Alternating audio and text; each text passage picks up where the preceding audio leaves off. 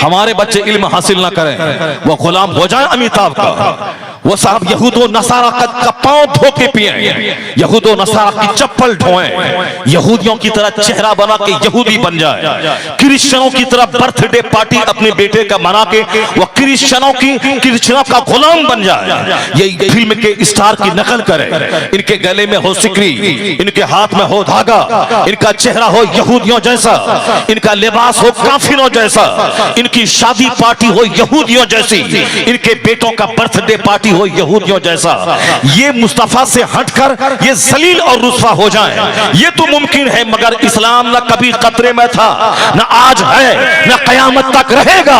इसलिए कि इस्लाम अल्लाह का पसंदीदा दीन है और अल्लाह को किसी से कभी कोई खतरा नहीं था, न आज भी कोई खतरा है, न कयामत तक हमेशा कोई खतरा रहेगा। तो अल्लाह का पसंदीदा दीन है इस्लाम। और ये हम और तुम बोलते हो कि इस्लाम का मुस्तकबिल खतरे में है, मगर अमेरिका का यूरोप का एक वैज्ञानिक अपनी जबान में कहता है कि चूंकि इल्म और रिसर्च के ताल्लुक से इस दुनिया का एक बड़ा तबका है जो इस्लाम से मानूस है, वो कहता है कि आने वाले 100 साल के बाद अगर यूरोप बर्रे आजम के तमाम ममालिक में, यूरोप बर्रे आजम के तमाम गांव में अगर कोई मजहब हुकूमती मजहब होगा, वह कौन सा मजहब होगा? हमारा बच्चा लुच्चा लफंगा कव्वाली सुनने वाला, सनीमा सुनने वाला, नमाज नहीं पढ़ने वाला, गुटखा खाने वाला, सिगरेट और बीड़ी से शौक रखने वाला, 24 घंटे मोबाइल चलाने वाला, बदतमीज मस्जिद में भी मोबाइल नहीं छोड़ता है, जलसे में भी मोबाइल नहीं छोड़ता है, स्टेज पे भी मोबाइल नहीं छोड़ता है, और अपने खानकाहों में मोबाइल नहीं छोड़ता है। यहूदियों के पास 10 लाख का मोबाइल रहता है, मगर उसका मोबाइल जेब में रहता है। यहूदियों के बेटे के पास 5 लाख का मोबाइल रहता है, मगर उसका मोबाइल जेब में रहता है। मगर हमारे लुच्चे बेटे, लफंगे बेटे, जो ना दारोगा है, जो ना IAS ऑफिसर है, जो ना IPS ऑफिसर है, जो ना साइंटिस्ट है, ना वैज्ञानिक है, मैं कहता हूं हाँ 24 घंटे मोबाइल तुम चलाता है, अगर DM बन जाओ तो मेरा कलेजा ठंडा हो जाएगा। अगर तुम 5 घंटे मोबाइल चलाता है, IPS ऑफिसर बन जाओ तो हिंदुस्तान के 40 करोड़ मुसलमानों का कलेजा ठंडा हो जाएगा। ये चोरी का मोबाइल 10,000 में खरीद के 24 घंटे उस पे क्या गचड़ गचड़ करता है? तो तुम दारोगा तो बन नहीं पाया, अलबत्ता फटीचर क्लास का एक आदमी बन गया, जोकर बन गया, छोकरी बाज बन गया, गुटखा खोर बन गया, समाज के लिए बोझ बन गया। जाहिर सी बात है जो सरकार की तालीम से हटेगा वह यहूदियों की ठोकर में चला जाएगा, और जो मुस्तफा से करीब होगा, सुन्नतों से करीब होगा, जो कुरान को सीने से लगाएगा, जो अपने घर में मुस्तफी कल्चर को नाफिज करेगा, वो अगर गरीब देहाती हो तो अल्लाह उसे यूरोप का हाकिम बना देगा, जापान का हाकिम बना देगा। अल्लाह इज्जत देने को तैयार है, हुकूमत देने को तैयार है। पहले तू मोहम्मदी बन जा, गुर्बत का क्या रोता है? हुकूमत यहाँ मिलेगी, जन्नत वहां मिलेगी। बाबा नारे तकबीर, नारे रिसालत, जल से दस्तार बंदी। जोकरों की तरह फिल्म एक्टर मेरा बच्चा बन रहा है, कुरान ही नहीं पढ़ रहा है, कुरान ही नहीं सुन रहा, ये गुटखा खा खा करके अपनी एनर्जी को गंवा रहा है। अभी 25 साल की जवानी है, मौलाना के पास पहुंच गया कि शादी की तारीख तय हो गई है, कोई माजून कोई टिकिया हो तो बता दे। 25 साल की जवानी में तो दीवार को आदमी तोड़ देगा। 25 साल की जवानी जिसने किसी लड़की का मुंह ना देखा हो, जिसने कोई इकरामबाजी ना की हो, जिसने कोई मुश्तजनी ना की हो, ऐसी उसके पास ताकत होती है, जो कुदरती ताकत होती है कि वह तुम्हारे दीवार को तोड़ दे। यहाँ तो 25 साल का जवान गाल चिपक गया है, आंखें अंदर धंस गई है, वह बिल्कुल हिल रहा है। इसकी फजूल गोई ने, फजूल बदअमली ने इसको तबाह किया, फजूल गोई ने इसे तबाह किया, गुटखा खोरी ने इसे तबाह किया, इसे सनीमा देखने ने तबाह किया, इसे मुश्तजनी ने तबाह किया। मैं बूढ़ों से क्या उम्मीद रखूं? ये बूढ़े तो 1 दर्जन बीमारी से ग्रस्त हैं, इसकी तो आंख की बीनाई खत्म है, इसके तो दांत टूट रहे हैं हर 2 महीने के बाद, इसके तो घुटने में दर्द है, इसके तो टखने में दर्द है। बुढ़ापे का मतलब है 1 दर्जन बीमारी का घर, बचपन का मतलब है गुल्ली डंडा खेलना, बचपन का मतलब है खेल तमाशा करना। बच्चे में आदमी गैर मुकल्लफ होता है, यानी मुकल्लफ नहीं होता, वो नमाज रोजा कुछ ना पढ़े, बच्चा है। जवान होने के बाद नमाज फर्ज होती है, रोजा फर्ज होता है, शरीयत के कवानीन जवान होने के बाद बंदों की तरफ मुतवज्जह होते हैं। बचपन तो खेल का, बुढ़ापा बीमारी का, ये क्रीम पीरियड है जवानी का, जिसमें दुनिया भी सजाना है, आखिरत भी सजानी है, जन्नत जाने का काम भी करना है, और दुनिया में इज्जत के साथ रहने के लिए एक शानदार जॉब भी करनी है। बाल बच्चों को इज्जत से खिलाने के लिए एक भारी आमदनी दुगनी भी करनी है, यानी पढ़ना भी है, नौकरी भी करनी है, बिजनेस भी करना है। इसी पीरियड में केस मुकदमा, कचहरी, कोर्ट, शादी ब्याह, बाल बच्चे पैदा करना, उसे पढ़ाना, घर मकान दुकान जमीन जगह गाड़ी छकड़ा, सारा काम इसी जवानी पे डिपेंड है। ताकि मैं दुनिया में खुशहाल रहूं, उसके लिए हमें 8-8 घंटे मेहनत करना पड़ेगा, उसे हमें 16-16 घंटे पढ़ के लड़के लोगों से नौकरी लेनी पड़ेगी। ये कौन तुमसे कहा कि हिंदुस्तान दूसरों का मुल्क है? यहाँ नौकरी मुसलमानों को नहीं मिलती है, और मुसलमानों को यहाँ गुटखा खाने की आजादी है। खूब 24 घंटे गुटखा खा के जवानी में आग लगा दो, और यह दूसरों का मुल्क है, नौकरी उसको मिलेगी। आज 9 साल से हिंदुस्तान में चल रहा है मोदी जी का, हिंदुस्तान में सिक्का चल रहा है अमित शाह का, आज कई साल से उत्तर प्रदेश में सिक्का चल रहा है पंडित जी का। यानी आज लोग कहते हैं कि हिंदुस्तान में यही 3, 4, 5 लोग हैं जो हिंदुस्तान को संचालन कर रहे हैं, और यही लोग कहते हैं ये इस्लाम के दुश्मन है। ये इस्लाम के दुश्मन इसी इनके जमाने में हर साल 25 से लेकर 30 मुसलमान बच्चे IAS ऑफिसर बन रहे हैं, IPS ऑफिसर बन रहे हैं। पिछले बार रिजल्ट निकला था 30 मुसलमान के बच्चे DM बने थे। उससे पहले रिजल्ट निकला था इसी हिंदुस्तान की सबसे बड़ी दरसगाह अल-जामिअतुल अशरफिया का एक प्रोडक्ट मौलाना शाहिद मिसबाही, उन्होंने IAS निकाल के आज हमारे बिहार में IAS ऑफिसर बन के एक लग्जरियस लाइफ गुजार रहा है, एक शानदार सी जिंदगी, एक मदरसे का प्रोडक्ट। इसी पीरियड में, जिस पीरियड में तू कहता यहाँ नौकरी नहीं मिलती, नौकरी मिलती नहीं है, नौकरी लड़ के ली जाती है। मुकाबला कहते ही उसे है जहां मुकाबला हो, जहां कोई 10-12 घंटे पढ़ रहा हो तू वहां 14 घंटे पढ़, जहां कोई 14 घंटे पढ़ रहा हो वहां तू 18 घंटे पढ़। पढ़ने के जमाने में सर के बाल उड़ने लगे, उड़ने दे। पढ़ने के जमाने में पांव की चप्पल घिसती हो, घिस जाने दे। पढ़ने के जमाने में एक बार भी परहेज का कपड़ा ना पहनना पड़े, मत पहन। पहनने के जमाने में दाल रोटी खानी पड़े, तू खा, लेकिन मुकाबला कर उसका। अगर वह 14 घंटे पढ़ता तू 18 घंटे पढ़, तो फिर मुकाबले में जब तू कामयाब हो जाएगा तो अच्छा पहनता रहेगा, अच्छा खाता रहेगा, अच्छी चप्पल पहनता रहेगा, अच्छी पगड़ी पहनता रहेगा। पहले मेहनत तो कर, ये क्रीम जवानी को तालीम के पीछे लगा दे। कौन बोलता नौकरी नहीं मिलती? इस बार अभी रिजल्ट निकला IAS का 8-10 दिन पहले, इसमें 7वां स्थान कश्मीर का एक मुसलमान का बच्चा निकाला है, और शुरू के 4 स्थान वह गैर मुस्लिम की बेटियों ने निकाला है। क्योंकि बेटों को तो गुटखा खाने से फुर्सत नहीं है, उसको तो छोकरीबाजी करने से फुर्सत नहीं है, उसको तो 3 घंटे सिनेमा हॉल में बैठकर सिनेमा देखने से फुर्सत नहीं है, उसको तो जोकरी और मार धाड़ करने से फुर्सत नहीं है। ये बताएं कि किस कदर विडंबना और अलमिया है हिंदुस्तान का, कि इतने सारे जवान मर्द को अल्लाह ने औरतों के मुकाबले में दोगुनी ताकत दिया है। ये रात में 12-12 घंटे जाग कर पढ़ सकता है, ये सरहद पे दुश्मनों से लड़ सकता है, ये हवाई जहाज से लेकर ट्रेन तक उड़ा सकता है और चला सकता है। ये 6-6 महीने पानी में गोता लगाकर वहां के हीरे जवाहरात से वो रूशनास हो सकता है। वह फजाओं में 10-10 महीने तक मुअल्लक रहकर वह कायनात की मिस्ट्री से वो बाखबर हो सकता है। ये मर्दों को अल्लाह ने ताकत उनके मुकाबले में ज्यादा दी है। मर्दों को दाढ़ियां दी हैं ताकि ज्यादा ताकतवर ये बने, मर्दों के चमड़े को मोटा किया है ताकि ताकतवर ये ज्यादा बने। औरतों को अल्लाह ने दाढ़ी नहीं दी है ताकि वह शौहर की आंखों की जीनत बनी रहे, वो अपने बाल बच्चों के लिए एक बहुत बड़ा ताकत का खजाना बनी रहे, वो अपने घर को जन्नत नुमा बनाने के लिए वो अपने घरेलू खातून बनी रहे। आज यहाँ मर्द है जो चूड़ी पहनते हैं, मर्द है जो लंबा बाल रख के रबड़ बांध रहे हैं, ये औरतें हैं जो जींस और टी-शर्ट पहन के मैदान में आ रही है। जिसको एक तमाचा मारा जाए वह चार करवट जाएगी, और जो साहब हमारी आवाज को सह नहीं सकती, जिसके पास रात में 5 घंटे दरवाजे पर खड़े रहकर फैक्ट्री के दरवाजे पर वह तरबानी नहीं कर सकती, वह हवाई जहाज फ्लाई नहीं कर सकती, वह ट्रेन चला नहीं सकती, वह ट्रक का ड्राइवर नहीं बन सकती, तो उसको चेहरे पे दाढ़ी इसलिए नहीं है ताकि वह घर में रहे, अपने बच्चों को सलाहुद्दीन बनाए, अपने बच्चों को औरंगजेब बनाए, अपने बच्चों को गाजी बनाए, अपने बच्चों को शहीद बनाए, अपने बच्चों को DM बनाए। पर नहीं तो अगर दोनों बराबर हैं तो एक साल मर्द बच्चा पैदा करें, एक साल औरत बच्चा पैदा करे, एक साल मर्द दूध पिलाएं, एक साल औरतें दूध पिलाएं। ऐसा जब नहीं हो सकता है, ना हिंदुइज्म में हो सकता है, ना क्रिश्चियनिटी में हो सकता है, ना जूस में हो सकता है, नहीं हो सकता है, तो फिर नारियों को मर्द के समान क्यों बोलता है? और जहां तक इज्जत का सवाल है, इज्जत जो इस्लाम ने दिया है वह कोई दूसरा मजहब नारियों को दे ही नहीं सकता है। इस्लाम ने तो कहा है कि नारियों के पांव के नीचे जन्नत है। इस्लाम ने तो कहा है माँ का चेहरा देखो तो हज मबरूर का अज्र मिलता है। माँ ने इस्लाम जो कहा है माँ की पेशानी चूम लो तो जन्नत की चौखट के चूमने का मजा मिलता है। इस्लाम ने तो बाप की जायदाद में औरतों को हिस्सा दिलाया, इस्लाम ने शौहर की प्रॉपर्टी में औरत को हिस्सा दिलाया, इस्लाम ने बेटों की जायदाद में माँ को हिस्सा दिलाया। एक औरतों को 3 जगहों से जो धनहीन थी उसे धनवान इस्लाम ने बनाया कि शौहर मरे तो उसकी प्रॉपर्टी में औरत को हिस्सा मिलेगा, बेटा मरे तो उसकी प्रॉपर्टी में माँ को हिस्सा मिलेगा, और अगर बाप मरे तो उसकी जायदाद में बेटियों को हिस्सा मिलेगा। औरतों को तीन तरफ से दौलतों में हिस्सेदार बना के इस्लाम ने उसे मालदार बनाया।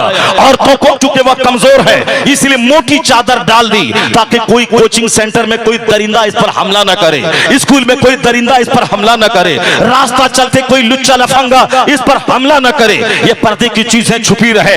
वरना जब से जींस और टी शर्ट चला है आए दिन अखबारात में खबरें आ रही हैं कि औरतों का किडनैप हुआ, 10 बच्चों ने मिलकर उसके साथ गैंग रेप किया, फिर बेइज्जती से बचने के लिए उसको ज़ब्ह कर दिया। यानी पहले किडनैप करना, फिर गैंग रेप करना, इज्तिमाई आबरूरेजी, उसके बाद फिर उसको कत्ल कर देना। हिंदुस्तान का कोई अखबार इस तरह की खबरों से खाली नहीं है, चाहे वह दैनिक भास्कर हो, द टाइम्स ऑफ इंडिया हो, चाहे नवभारत टाइम्स हो, यानी हर अखबार में इस तरह की खबरें रोजाना छप रही है। और ये नारियों के सम्मान की बात कर रहे हैं, नारियों की इज्जत की बातें कर रहे हैं, नारियां बढ़ेंगी और नारियां पढ़ेंगी, बस ये खोखला नारा दे रहे हैं। या रोजाना नारियों की आबरू लूट रही है, यहाँ रोजाना औरतों को ज़ब्ह किया जा रहा है, जहेज न लाने की वजह से उसको प्रताड़ित किया जा रहा है। मुसलमान फैमिली में अगर कोई एक कैरोसिन छिड़कर आग लगाने की बात होती है तो करोड़ों में कोई एक केस 10 साल के बाद आता है, और वहां रोजाना खबरें पढ़ने को मिल रही है, फला हरिजन ने ऐसा किया, फला फला गैर मुस्लिम के घर में ऐसा हो गया। तो अपना दामन झांक के देख ले, कहां औरतों को प्रताड़ित किया जा रहा है, औरतों के सम्मान को नोचा जा रहा है। यहां तो इस्लाम ने औरतों को पर्दा इसीलिए दिया है ताकि इसकी आबरू बची रहे। ये किस कदर ताज्जुब की बात है। रेलवे स्टेशन पे मैं नमाज पढ़ता हूं तो कहते हैं नमाज पढ़ने की जगह मस्जिद नहीं है ये। उसी स्टेशन पर एक लड़का एक लड़की एक दूसरे से चिपक रहा है, चुमा चाटी कर रहा है, कोई खबीस बोलने वाला नहीं है कि इस तरह की हरकतों से क्या मैसेज समाज में जाएगा। एक गलत मैसेज जा रहा है, लोग देखेंगे उस पर क्या गुजरेगा, एक गलत काम यहाँ क्यों कर रहा है, कोई नहीं बोलता। नमाज पढ़ो, अपने खालिक को सजदा करो, तो ये सालिम कहते हैं नमाज पढ़ने की जगह नहीं है, और वहां चुमा चाटी करो, कोई बोलने वाला नहीं है। ये आदमियत है या हैवानियत है, ये शराफत है या शरारत है। एक स्कूल में एक लड़की चड्डी पहन के आ रही है, ये चपरासी भी मजे लेके देख रहा है, प्रोफेसर भी मजे लेके देख रहा है, टीचर भी मजे लेके देख रहा है, किरानी भी मजे लेकर देख रहा है, स्कूल के सारे अफराद मजे लेके देख रहा है। उसी माहौल में अगर एक लड़की निकाब पहन के आ रही है तो उसको कहता है ये भूतनी है, ये चुड़ैल है, ये आतंकवादियों की बेटी है, बदतमीज वहां नंगी आ रही है, कोई बोलने वाला नहीं। और एक औरत सर से लेके पांव तक हिजाब में आ रही है तो उसको सारे लोग नोच रहे हैं। कौन कहा कि शराफत बढ़ रही है, इल्म बढ़ रहा है, इल्म घट रहा है, शरारत बढ़ रही है, लोग हैवान बन रहे। मुस्तफा ने सच कहा था 1400 साल पहले, तुम जाओ अकूलो अक्सर ज़ाले का ज़मान, एक वक्त ऐसा आएगा अक्सर लोगों की अक्लें छीन ली जाएंगी। शरारत यही है कि निकाब अच्छा नहीं लगता और चड्डी अच्छी लगती है। क्या तू उसकी परवाह कर रहा है, क्या उसको खातिर में ला रहा है, क्या उसकी बात से सुनने के बाद तू नर्वस हो रहा है? ऐसा कभी नहीं होगा कि इन लुच्चे लफंगों को इज्जत मिले और अल्लाह के परस्तारों को जिल्लत का मुंह देखना पड़े। सिर्फ तू मुस्तफा का गुलाम बन, मुस्तफा की तहजीब को गले से लगा ले। ये छुछंदर और बंदर के पुजारी धाराशाही होंगे, मुस्तफा का मानने वाला गुलाम सारी दुनिया में इज्जत पाएगा, यहाँ हुकूमत पाएगा, यहाँ इज्जत पाएगा। जब मरेगा वहां काफिरों को जहन्नम की आग मिलेगी, मुसलमानों को मुस्तफा का पोस मिलेगा। नारे तकबीर, नारे रिसालत, जलसे दस्तार बंदी। इन लुच्चों लफंगों की क्या बात सुनेगा? ये अगर बोले इस्लाम खतरे में, उसकी बात मान लेगा तुम? ये बोले इस्लाम का मुस्तकबिल खतरे में, इसकी बात मान लेगा तुम? नहीं माने हो। इसलिए इनके पास न कोई इज्जत है, न कोई वकार है, न इसके पास कोई अकीदा है, न कोई इसके पास कोई शराफत है। ये बताए मैं नमाज पढ़ता हूं तो बोलता है नमाज ना पढ़े, और उसके बाद वहीं पर बैठ कर कोई चुमा चाटी कर रहा, कोई बोलने वाला नहीं है। आखिर जमाने में इंसानों की अक्लें छीन ली जाएंगी। आज मुसलमानों की जिम्मेदारी बढ़ गई है, इसको शऊर से जीना है। मुसलमानों के बच्चों को आज मेहनत से इल्म हासिल करना होगा और दुनिया को बताना होगा तुमने जिस जहालत को इल्म समझा वो इल्म नहीं है। इल्म शराफत का नाम है, इल्म आदियत का नाम है, इल्म मॉरलिटी का नाम है। हमारे कुछ लोग हैं जो उसका झोला ढोते हैं, उसका पांव धो के पीते हैं और ये बोलते हैं कि उसका मुल्क है, यहाँ तो उसका नाज उठाना पड़ेगा। किसने तुमको कहा कि उसका मुल्क है? यह तुम्हारे बाप दादाओं का मुल्क है।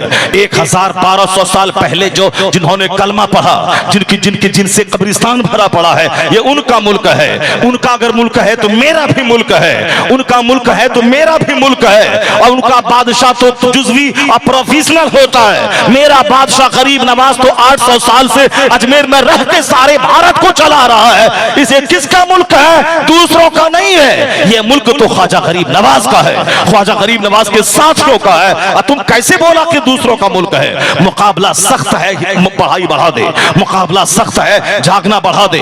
मुकाबला सख्त है, हिम्मत बढ़ा दे। मुकाबला सख्त है, कपड़े और मकान और गाड़ी की तरफ नहीं बल्कि शिक्षा और इल्म की तरफ जा। 10 बीघा जमीन है, सबको बेच डाल। अपने बच्चों को डीएम बना, अपने बच्चों को एसपी बना, अपने बच्चों को प्रोबेशनरी ऑफिसर बना, अपने बच्चों को जुडिशियरी में भेज, अपने बच्चों को लॉयर बना, अपने बच्चों को जज बना, अपने बच्चों को हिंदुस्तान के सारे दफातर में भेज दे, ताकि दुश्मन मजबूर हो जाए तुम्हें रखने पर तुम्हारी क्वालिटी को देखकर। क्वालिटी बढ़ा दे। वो डिग्रीधारी मत बन, वह झोला छाप डॉक्टर मत बन, बल्कि डिग्रीधारी भी मत बन। अभी क्वालिटी को देखा जाता है। क्वालिटी जिसके पास रहे वह ना चाह करके भी तेरे बच्चों को डीएम बनाता है, क्योंकि उसे हिंदुस्तान चलाने के लिए आदमी चाहिए, और आदमी वही जिसके पास एबिलिटी मौजूद हो। वो तो कमजोरों की कहानी है कि दूसरों का मुल्क है। ये लोग अमेरिका से लौट के आते हैं, मैं अक्सर बोलता हूं, ये बोले कि अमेरिका की सड़कें हिंदुस्तान से अच्छी हैं, चलेगा। वह बोले कि जापान की बिल्डिंग हिंदुस्तान की बिल्डिंग से ज्यादा फ्लैग बोस है, वो चलेगा। वह हिंदुस्तान से ज्यादा अमेरिका यूरोप की तारीफ करें, चलेगा।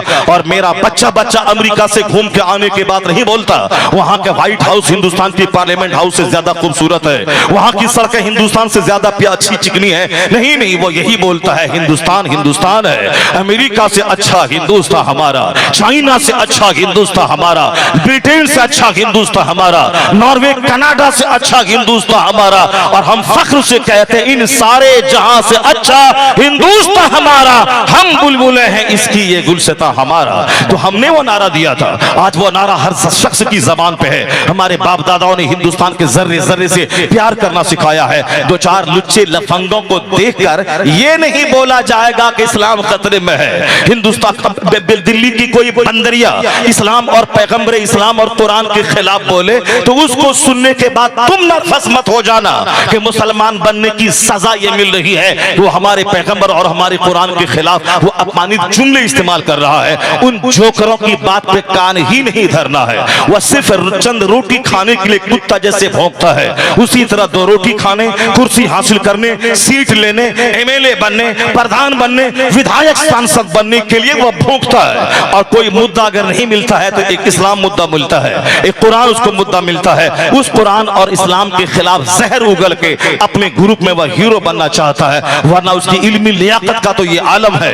एक जुमला कायदे से उसको हिंदी नहीं आती है, एक जुमला कायदे से अंग्रेजी नहीं आती है, वो चला है इस्लाम के खिलाफ जबान खोलने। मैं बताऊंगा ठहर कर कि यूरोप का जॉर्ज बर्नार्ड शॉ ने क्यों कहा था, if any religion has a chance of ruling over England ने Europe within the next 100 years it is Islam. आने वाले 100 साल के भीतर पूरे यूरोप बर्रे आजम में अगर कोई मजहब हुकूमती मजहब बनने वाला है तो वह मजहब इस्लाम बनने वाला है। बर्नार्ड शॉ ने कहा, कोई मौलवी नहीं बोला है, कोई पीर साहब नहीं बोले, हम लोग तो बोलते रहते हैं, मगर यह जुमला एक क्रिश्चियन का है जो यूरोप में आज से 50 साल पहले जिसकी मौत हो गई और जिससे हजरत मौलाना अब्दुल अलीम सिद्दीकी मेरठी अलैहिर्रहमा से एक जबरदस्त मुनाजरा हुआ था, उससे इस्लाम से इतना इंप्रेस्ड हुआ कि उसने दुनिया का जायजा लेने के बाद यह जुमला अपनी जबान से निकाला था। ऐसा महसूस हो रहा है कि जो इल्म की धमक, साइंसी तहकीक, कुरान पाक की तालीम की रोशनी जो दुनिया भर में फैल रही है, उसको देखकर यह कहा जा सकता है कि आने वाला वक्त इस्लाम का इतना खूबसूरत वक्त आ रहा है कि सिर्फ ऑस्ट्रेलिया अमेरिका नहीं बल्कि यूरोप जो दुनिया का सबसे तरक्की याफ्ता बर्रे आजम है, उन्होंने कहा था यूरोप बर्रे आजम में अगर कोई मजहब हुकूमती मजहब बनने वाला है तो वह मजहब इस्लाम बनने वाला है। जरा ठहर के मैं इस पर तबसरा करता हूं, पहले हवाई बातें नहीं बल्कि मैं अपने पढ़े लिखे बच्चों को बावर में करा दूं कि कुरान करीम नफरत फैलाता है या इल्म का उजाला फैलाता है। कुरान करीम ने जिस तहकीकात को दुनिया के सामने रखा है, आज यूरोप का दानिश्वर देख के दंग रह रहा है। आज ऑस्ट्रेलिया का और साहब थाईलैंड की राजधानी बैंकॉक का प्रोफेसर वह कलमा पढ़े बगैर नहीं रह रहा है। वह कौन सी आयत थी जिसको कि थाईलैंड की का एक जबरदस्त वैज्ञानिक उसको देखने के बाद वह कलमा पढ़े बगैर नहीं रह सका। वह कौन सी आयत थी जिसको कोस्टो नामी फ्रांस का एक जबरदस्त साइंटिस्ट उन्होंने जिसको देखने के बाद पूरी भरी मजलिस में सबको गवाह बनाकर वह इस्लाम से करीब हुआ। मैं लुच्चो लफंगों की बात से मैं नर्वस हो जाऊं या उन जैसे चमकते ऐसे साइंसदानों को इस्लाम लाने को देखने के बाद मैं अपना सीना फख्र से चौड़ा करो कि मेरा कुरान अजाइबात का मजमुआ है, मेरा कुरान हकायक का मजमुआ है।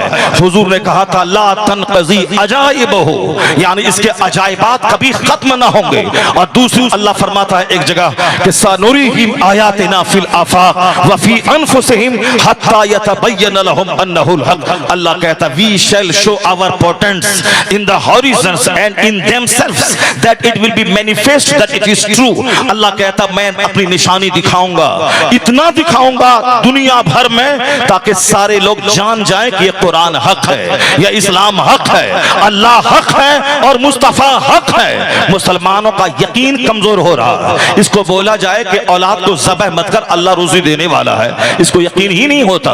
ये काफिरों का देखा देखी 2 बच्चे के बाद या तो कंडोम का इस्तेमाल करता है या तो माने हमल अद्वियात का इस्तेमाल करता है, क्योंकि यकीन ही कमजोर हो गया। क़यामत की निशानी है कि आखिर जमाने में इल्म दुनिया से उठा लिया जाएगा। वयुरफाउल इल्म, इल्म दुनिया से उठ जाएगा आखिर जमाने में। जब इल्म उठ जाएगा तो फिर जहालत जाहिर होगी। कोई एक आलिम नहीं मिलेगा दुनिया में जो फराइज के मसले को बता दे।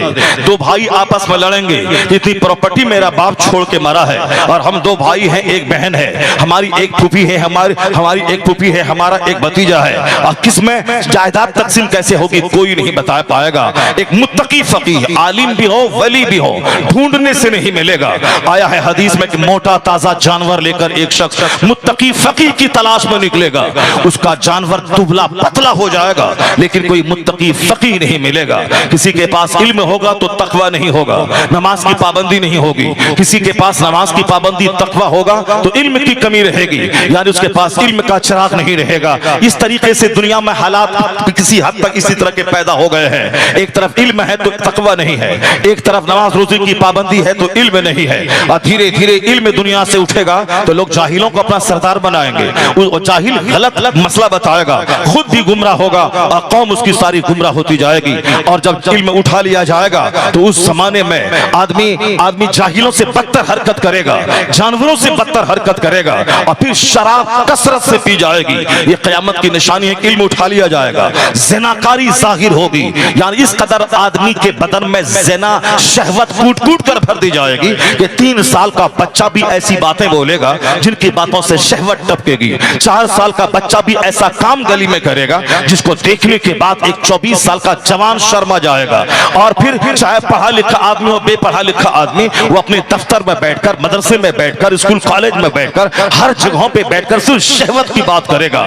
ये मर्द पैदा एक जुज़वी काम था, एक पार्शियल काम था कि मर्द औरत का रिश्ता बड़ा घना होता है। बाकी रही बात ये जबान पे हमेशा चौक चौराहे पे गली कूचे में जानवरों की तरह सिर्फ शहवत का चर्चा करना, चूंकि आदमी की शहवत गालिब आ जाएगी, इसके दिल और दिमाग पे सिर्फ एक ही जुनून चढ़ जाएगा। वह मकान बनाना उतनी बड़ी कामयाबी नहीं समझेगा जितनी बड़ी कामयाबी समाज की एक लड़की को हासिल करना समझेगा। 24 घंटे नेट चलाना, किसी लड़की से चैटिंग करना, फिर उसके बाद उसके लिए पागल हो जाना और बाप माँ से कहना मेरी शादी वही होगी और मैं उसी के लिए पैदा हुआ हूँ, और वो भी बोलती मैं इसी के लिए पैदा हुई हूँ। समाज के लोग कहते हैं कि अरे वो लड़की तो यूज्ड है, उसके 3 हमल हॉस्पिटल में गिराए जा चुके हैं, उसको तो मैं जान रहा हूँ। ये बोलता नहीं वो तो अनटच्ड है, वह तो मेरे लिए पैदा हुई है। शहवत अंधा बना देती है, शहवत आदमी को भले बुरे की तमीज खोने पर मजबूर कर देती है। जब इल्म घटेगा तो शहवत बढ़ेगी। 4 साल का बच्चा, 7 साल का बच्चा, 8 साल का बच्चा, मेरी आंखें समाज में गली कूचों में इस तरह की हरकतों को देखती हैं और मैं इस हदीस पाक को पढ़ता हूँ किस कदर हुजूर ने 1400 साल पहले जिस जमाने में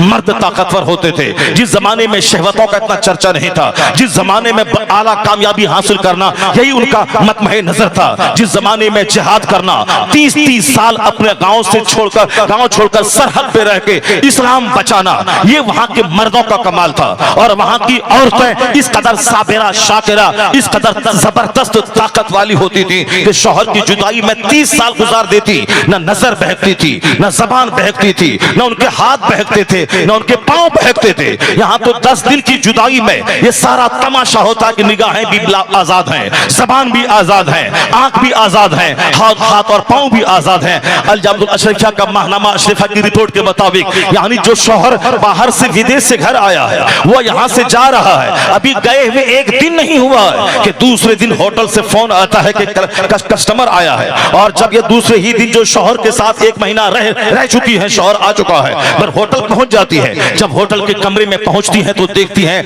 वहां कोई कस्टमर नहीं, उनका शौहर वहां मौजूद है। जिस शौहर को जानकारी मिली थी उनकी बीवी ऐसी ऐसी करती है, मेरी फ्लाइट के बहाने वो उसी होटल में जाकर उन्होंने ठहरा। जब उसकी बीवी आई, आंखें चार हुई थी, बताएं कि पांव तले की जमीन खिसक गई होगी। कैसा मंजर रहा होगा कि अपने शौहर के साथ रहकर 2-4-10 महीने भी नहीं हुए हैं, बल्कि 1 दिन पहले शौहर घर से निकला है और दूसरे ही दिन होटल से फोन आया है और वहां जा रही है। किस कदर दुनिया कहां जा रही है, शहवतों का माहौल। निकाब पहनने के बाद भी निकाब चुस्त ऐसा कि आप सर से लेके पांव तक सारे आज़ा झलके, दुपट्टा ओढ़ने के बाद बाल की स्याही झलके। यह निकाब नहीं, एक रस्म की पाबंदी है। ये मोटी चादर ओढ़ने को इस्लाम ने कहा, ढीली ढाली चादर, मोटी चादर जिससे बाल की स्याही न झलके, बदन का कोई अंग न झलके। निकाब पहनना, ये पर्दा, ये बुर्का पहनना जरूरी नहीं है। इस्लाम ने मोटी चादर रखने को कहा है, ऐसी मोटी चादर जो सर से लेके पांव तक सारे पार्ट्स को ढांप ले। और यहाँ तो तरह तरह के तराश खराश के बुरके निकल रहे जिसके पहनने के बाद आदमी के आज़ा बाहर से झल गए। शर्म और हया सबसे बड़ी चीज है। अपनी बहन, अपनी बेटी, अपनी बीवी को बताएं कि पर्दे का मतलब क्या होता है, इस्लाम ने पर्दा क्यों फर्ज किया है। शहवत कूट कूट के भरी जा रही है। निकाब के अंदर मोबाइल है, उस मस्जिद नबी के सहन में बैठी हैं, उस मोबाइल से चैटिंग शुरू है। मस्जिद नबी तो वो मस्जिद नबी है जहाँ आदमी को 8 दिन रहने के दरमियान 1 लाख दुरूद पढ़ना चाहिए। हमारे हुज्जत कराम वहां जाते हैं, 8 दिन मदीने में रहते हैं, 40 वक्त की नमाजें पढ़ते हैं। मैंने अभी 5 दिन पहले हाजियों के एक जलसे में मैंने कहा था, मोबाइल यही तोड़ दें, यही फेंक दे मोबाइल को और बगैर मोबाइल के जाएं। जैसे एहराम बांध लिया, कफन पहन लिया, अब कफन पहन के आप सोच लें कि मैं मर गया, घर वालों के लिए मैं मर गया हूं। वहां से फोन मत करना। अगर तुमने वहां से फोन किया और बोला कि बेटी की तबीयत खराब है और तुम आ भी नहीं पाओगे और वहां मस्जिद नबी में दुरूद पढ़ने में मन नहीं लगेगा, खाने काबा का तवाफ करने में दिल नहीं लगेगा, मैदान अरफात में गुनाहों की माफी की भीख मांगने का जुमला जबान पे जारी नहीं होगा। एक ही जुमला होगा, या अल्लाह मेरे बच्चे को अच्छा कर दे। अगर बता तू वहां मर गया और घर वाले को फोन हो गया तो घर वाला वहां जाके तेरी डेड बॉडी को हिंदुस्तान ला भी नहीं सकेगा और यहाँ से फौरी जा भी नहीं पाएगा। तो वो बोलेगा घर वाला वही मरना अच्छी बात है, वही बकी शरीफ में दफन हो जा, वही जन्नतुल माला में दफन हो जा। जब मरना आखिरी बात है, उसके बाद जो मुसीबतें हैं वो तो हल्की मुसीबतें हैं। मरने के बाद तुम यहाँ फौरी हद छोड़ के आ नहीं सकते और ये तेरा बेटा वहां नहीं जा सकता। फिर ये 24 घंटे गटर गटर करने का क्या मतलब है। रोज़े रसूल पे फोन से बात, अरफात के मैदान में फोन से बात, मुज़दलिफा में फोन से बात, मीना में फोन से बात। पैसा हुआ फौरन टिकट कटवाया चला गया और एहतराम से दिल खाली है। जहां जुनैद और बायजीद जैसे बुजुर्ग सांस रोककर हाजिरी देते हो ताकि सांस चलने की आवाज भी मुस्तफा के रोजे पे बुलंद न होने पाए। और वहां से जाए कि मोबाइल लेकर अपने घर वालों से कहना कि मैं हुजूर के रोजे पे खड़ा हूं, तुम वहां से सलाम कर। बदतमीज, तुम हुजूर के रोजे के सामने खड़ा है, तुम सलाम नहीं पढ़ रहा है और तेरी बीवी वहां से 5000 किलोमीटर दूर है, उससे सलाम पढ़वा रहा है। पहले तुम सलाम पढ़ने का तरीका सीख ले। जहां सांस की आवाज बुलंद न हो वहां फोन की आवाज बुलंद कर रहा है। और कुछ अमीनी ऐसे होते हैं जो अपनी पीठ को रोज़े रसूल की तरफ करके वो ऐसे सेल्फी लेते हैं, उसे तो जाना ही नहीं था, मर जाना था। पैसों की फरावानी हुई और चलते बने, न आदाब सीखा, न हरम की जमीन का एहतराम सीखा, न मौलाना के पास जाके 2-4 महीने मैं जाके लब्बैक ही कहना नहीं सीखा और तवाफ के दरमियान की दुआएं नहीं सीखा। हज में कितने फराइज वाजिबात और सुनन है उसको नहीं सीखा। पैसा हुआ, वीजा लगाया और चल दिया। अब वहां दूसरों से कहते हैं कि लब्बैक पढ़वा दीजिए और मेरा एहराम बंधवा दीजिए, चले जा रहे हैं। कमाई जैसी की तैसी, वहां के आइसक्रीम खाना और मोबाइल चलाना। हरमैन की एक नेकी 1 लाख के बराबर है, मस्जिद हराम की तो एक गुनाह भी 1 लाख के बराबर है। वह मस्जिद हराम, दुनिया की दूसरी मस्जिदों में दुनिया की बात करना हराम है और दुनिया की दूसरी मस्जिदों में जो दुनिया की बात करता हो उसकी नेकियों को इस तरह से ये दुनिया की बातें खा जाती हैं जिस तरह से आग को लकड़ियां खा जाती हैं। आपके गांव की मस्जिद, इस मस्जिद में दुनिया की बात करना हराम और नेकियों को खा जाती है जिस तरह आग लकड़ी को खाती है। और मस्जिद हराम जो दुनिया की सबसे बड़ी मस्जिद, जिस मस्जिद का एक सजदा 1 लाख के बराबर, जहां का एक रुकू 1 लाख के बराबर, उस मस्जिद हराम में घंटों घंटों फोन पे चिपका रहना, फोन से बातें करना और वह हालत एहराम में फोटो लेकर व्हाट्सएप पे डाल देना और उसको यूट्यूब के जरिए पूरे अपने दोस्तों में शेयर करना, उसको फेसबुक के जरिए। बदतमीज, बेहतर था कि तू नहीं जाता वहां जाके। ये क्या खरबों गुना तुमने मोल ले लिया। जो हिंदुस्तान में हराम था तो था ही, वो वहां जाके 1 लाख गुना ज्यादा गुना तुम करके आ गए। इसलिए हदीस में एक पढ़ता हूं आपके सामने। जब नापाक कमाई, नाजायज कमाई, झूठ बोल के जो माल कमाया हो, जो दूसरों की जमीन पर गासिबाना कब्जा करके माल कमाया हो, नाजायज कमाई और फिर नाजायज नियत है। नियत यह है कि चाहे जन्नत मिले ना मिले, अभी 50 गाड़ी आगे पीछे लखनऊ छोड़ने के लिए जाए, 50 माला गले में रहे, अगर कोई दोस्त नहीं आया तो जिंदगी भर गिरा बांध के रखना है। मैं हज को जा रहा था, तुम मिलने नहीं आया, वो मेरा समधी मिलने नहीं आया, वो हज से वापस आने के बाद उसी गिरह को बांधे रहता है। जबकि शैतान को कंकड़ी मारने का मतलब है वह दुनिया को मार दिया, दुनिया को पांव के नीचे रौंद दिया, तमाम नाजायज ख्वाहिशात को पांव के नीचे रौंद दिया, नहीं वहां से आके गिरह बांध के लाता है। अब सुनिए वो हदीस पाक, जब एक शख्स नाजायज कमाई से झूठ बोलकर जो माल जमा किया हो, गलत तरीके से उसको लेके जब हज को जाता है और वह इहराम का कपड़ा पहन करके 2 रकात नमाज पढ़ के जब वह लब्बैक कहता है, लब्बैक अल्लाहुम्मा लब्बैक, लब्बैक ला शरीक लक लब्बैक इन्नल हम्द व निअमत लक वल मुल्क ला शरीक लक, तो फयुनादी मुनादी मिनस समा, आसमान से एक आवाज लगाने वाला आवाज लगाता है, ला लब्बैक वला सादैक ज़ादुका हरामुन व हज्जुका मरदूदुन। यानी आवाज आती है, आसमान से आवाज लगाने वाला एक आवाज लगाता है, एक फरिश्ता, जाओ जाओ तेरा सफर का खर्चा वो हराम का था और तेरा लब्बैक कहना कबूल नहीं है, तेरे हज को तेरे चेहरे पे मार दिया गया है। दुनिया में तो हज का ढंडोरा पीटा गया, खूब आइसक्रीम खा के और फोन से बात करके आए, तुम्हें तो समझना चाहिए तो कफन पहन लिया तो अब मैं चलो मर जाऊं वहां तो मेरी नस्लें मेरी मौत पे रश्क करेंगी कि मेरा दादा, मेरा परदादा, मेरा बाप हरम की जमीन में मौत पाया, तो नस्लें फख्र करेंगी। और अगर तू वापस आ गया वहां से हरमैन शरीफैन की बरकतें हासिल करके, तो जब तू 40 दिन के बाद अपने बच्चों से मिलेगा, ऐसा लगेगा जैसे दूसरी जिंदगी अल्लाह ने अता कर दी।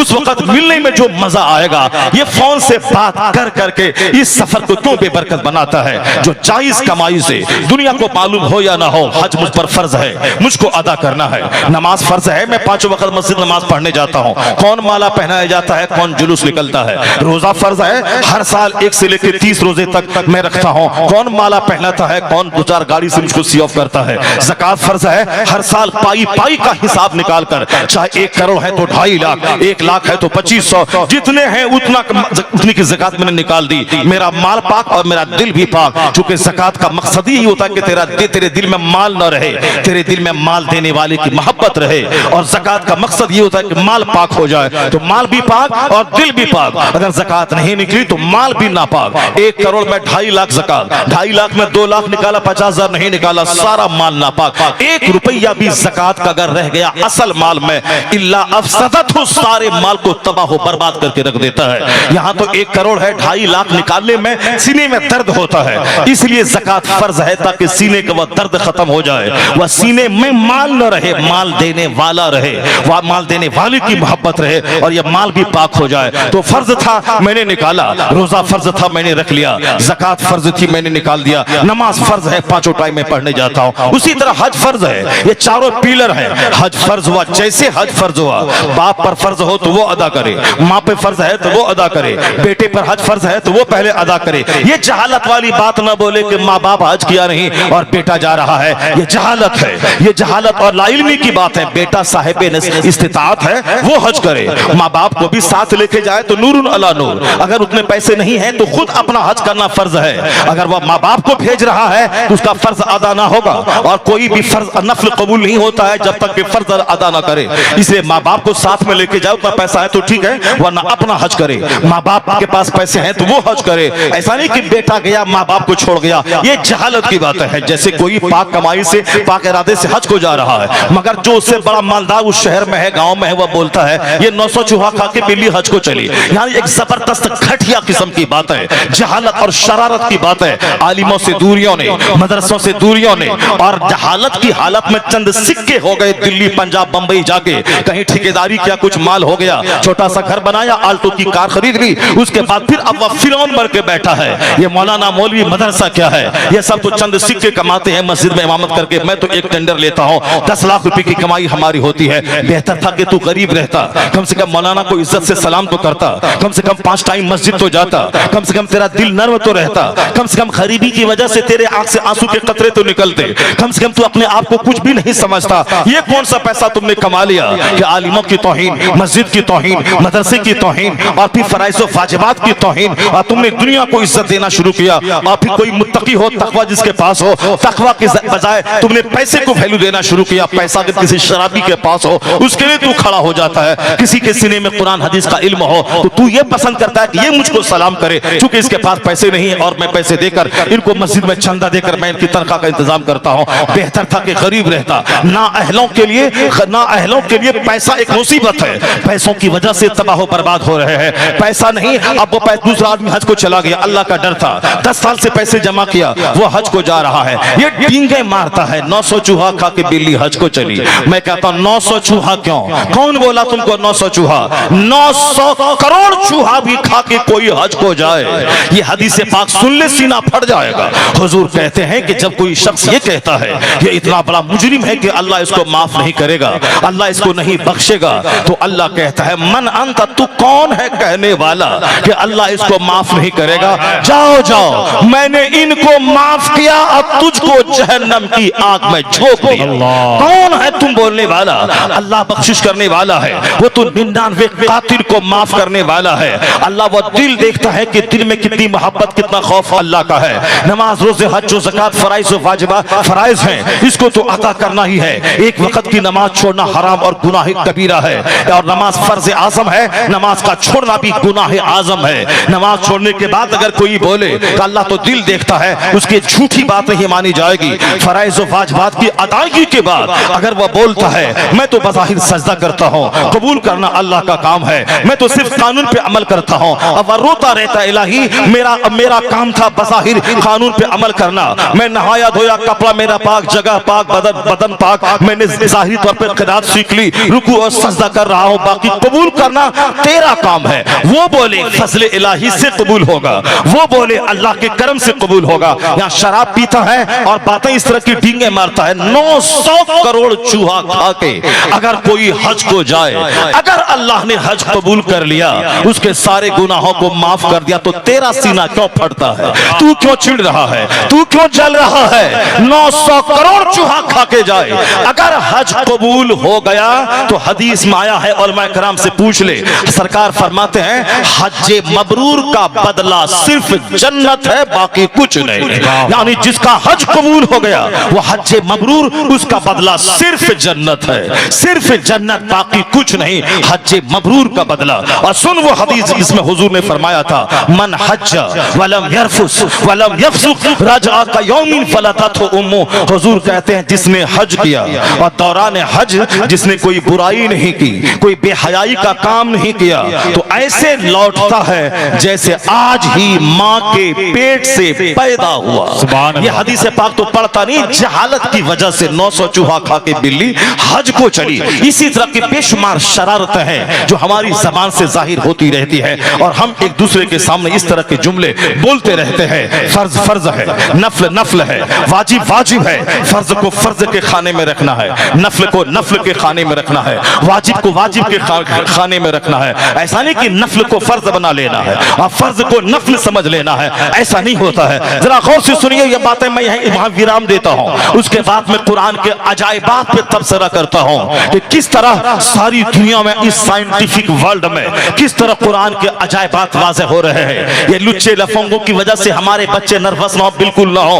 दौलत कमाना कमाल नहीं, मकान बनाना कमाल नहीं, कुरान पाक पढ़ना कमाल है, कुरान पाक पे अमल करना कमाल है, झोपड़ी में रह के ईमान बचाना कमाल है। वरना हम क्या दौलत कमा पाएंगे? हिंदुस्तान का एक काफिर 100 करोड़ की कार खरीदा है, उसके पहिया की कीमत है 10 करोड़ रुपए। मैं अपना घर बेच दूं, 10 बीघा जमीन बेच दूं, मैं अपनी डिजायर बेच दूं, फिर भी उसके एक पहिया की कीमत के बराबर ये नहीं हो पाएंगे। इतनी दौलतें अल्लाह ने काफिरों को दी हैं, इतनी दौलतें उसके पास है। उसके पास जो मकान है 36 मंजिला मकान, जिसकी कीमत कई हजार करोड़ रुपए है, जिसने न्यूयॉर्क अमेरिका में, जिसने लंदन में उन्होंने 4000 करोड़ का होटल खरीदा हो। कितनी दौलत है उसके पास है, लेकिन हमारे पास कितनी दौलतें हैं उसके मुकाबले में? कुछ नहीं, जीरो में हो। मुसलमानों में 10 एक मुट्ठी भर 10 आदमी के पास अगर अरबों खरबों की दौलत है, अगर यूसुफ लुलू मॉल वाला का लखनऊ का अगर वह हजारों करोड़ का मालिक है, तो कितने लोग 40 करोड़ हिंदुस्तानी मुसलमानों में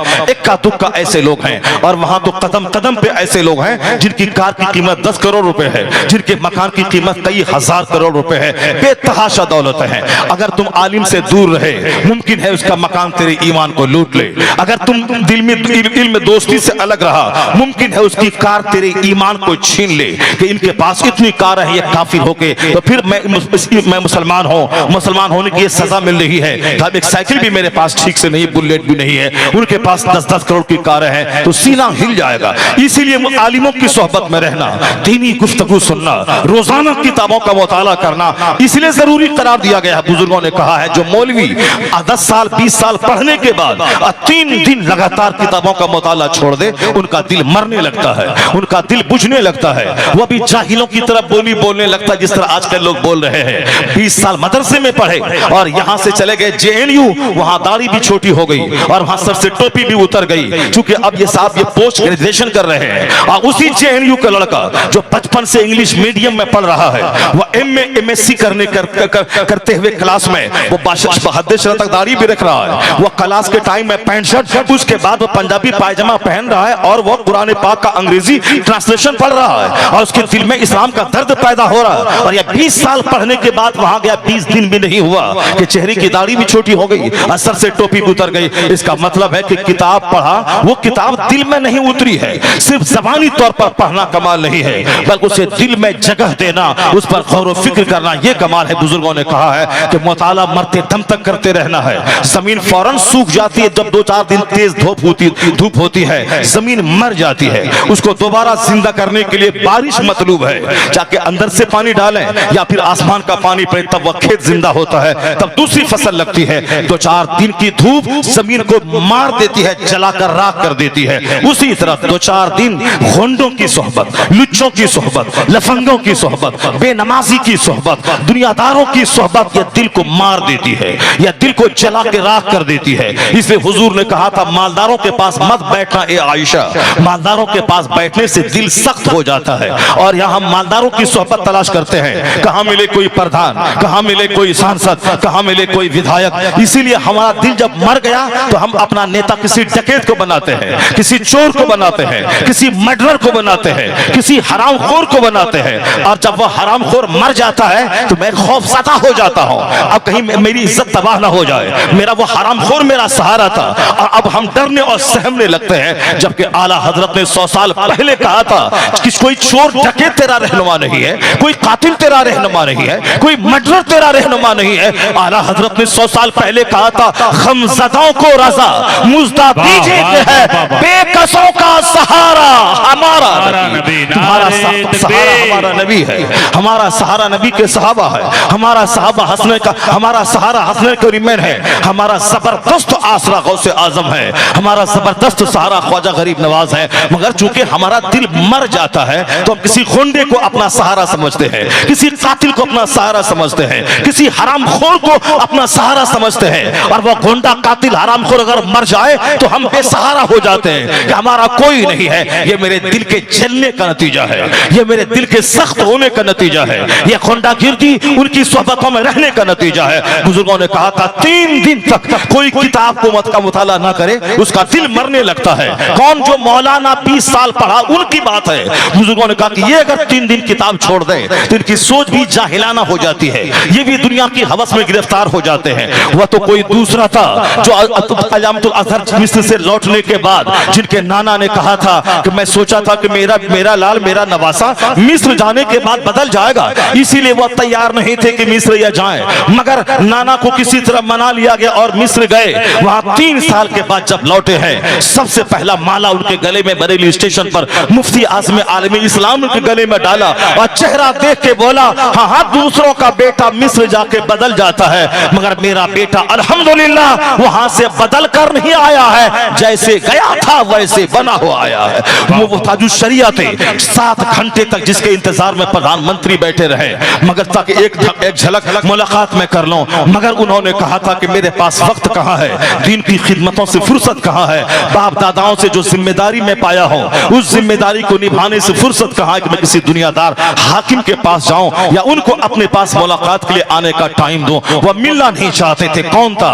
ये प्रधान के साथ घूमने वाला, ये विधायक के साथ सेल्फी लेने वाला, ये समाज के वार्ड काउंसलर की गोद में बैठकर फोटो लेने वाला, ये इसलिए एक दिल मर गया है तब हम उनको अपना सहारा समझते हैं और सेल्फी लेते हैं पढ़ने लिखने के बावजूद। वह कौन था इस दौर में जो जुनैद बगदादी की याद ताजा कर गया कि एक प्रधानमंत्री हिंदुस्तान का उनसे मिलने आया है, 7 घंटे तक बरेली के सर्किट हाउस में है, मगर वह शान बेनियाजी से लैस होकर कहा कि मुझे प्रधानमंत्री से मिलना नहीं है, मैं अपनी खिदमत से फुर्सत पाऊं तब न किसी दुनियादार से मुलाकात करूं। वह कौन था जो गौसे आजम की याद ताजा कर गया कि बादशाह बगदाद चाहते थे कि गौसे आजम वो मेरे बाजू में बैठे, वो मेरे साथ कुर्सी में बैठे, उनकी वजह से मेरी इज्जत में इजाफा हो। जुनैद बगदादी के अहद में बादशाह बगदाद चाहता था कि जुनैद मेरे पहलू में बैठे ताकि उनकी वजह से मेरी शान में इजाफा हो, मगर जुनैद बगदादी उनके पास बैठा नहीं चाहते थे। वो तो 1000 साल पहले की बात है। इस दौर में कौन जुनैद की याद ताजा कर गया? इस दौर में कौन गौसे आजम का नाइब बनकर उनकी याद ताजा कर गया? उसी को दुनिया कहती है कमोबेश 10 करोड़ मुरीदों का मुर्शिदे बरहक हुजूर अख्तर रजा खां अज़हरी ताजुश शरिया के नाम से दुनिया याद